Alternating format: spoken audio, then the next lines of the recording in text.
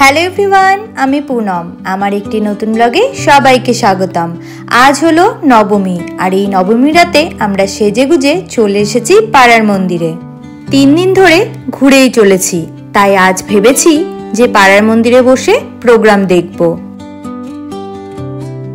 পাড়ার মন্দিরে কিন্তু বেশ ভালো প্রোগ্রাম হচ্ছিল। এদিকে কুইজ চলছিল, তার সাথে সাথে হাড়ি ফাটানো, বেশ কিন্তু দেখতে মজা লাগছিল। এবারে চলে এলাম আমার বাবার বাড়ির পাড়ার দুর্গা মন্দিরে। সেখানে বাবা মা আছে, বোন আছে, তাই তাদের সঙ্গে সময় কাটাবো বলে আমরা চলে এলাম।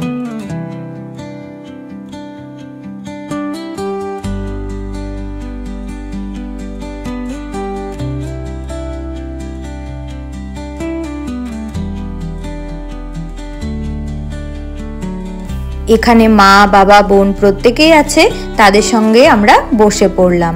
আর পেখমকে দেখো, ওর সুন্দরী দিদুনের পাশে আগে এসে বসে পড়েছে। ওর দিদুন কিন্তু ওর কাছে ভীষণ প্রিয়।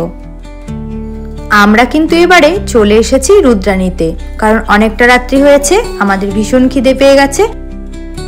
চলো তাহলে এবারে ভেতরে যাওয়া যাক।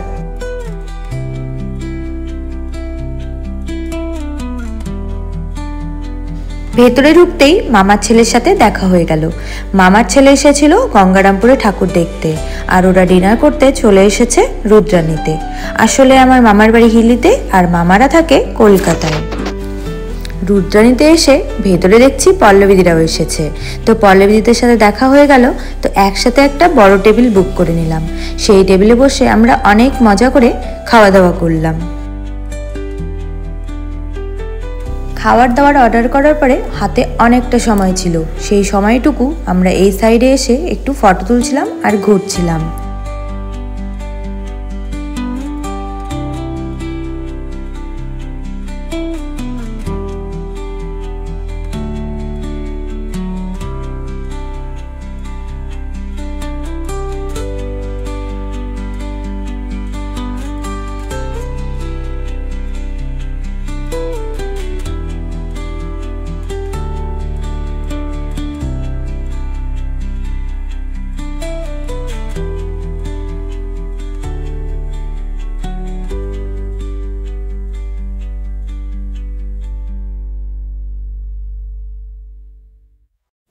এবারে আমাদের খাবার দাবারগুলো চলে এসেছে।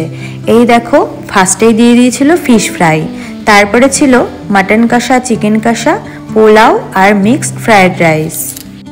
খাওয়া দাওয়া করার পরে আমরা নিচে এসে একটু ঘোরাঘুরি করছিলাম আর দেখছিলাম।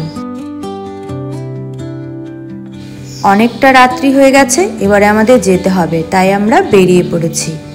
আজকের মতো নবমীর ব্লগটা এখানেই শেষ করছি। পরবর্তী একটি নতুন ব্লগে দেখা হবে তোমাদের সাথে। ততক্ষণের জন্য বাই বাই।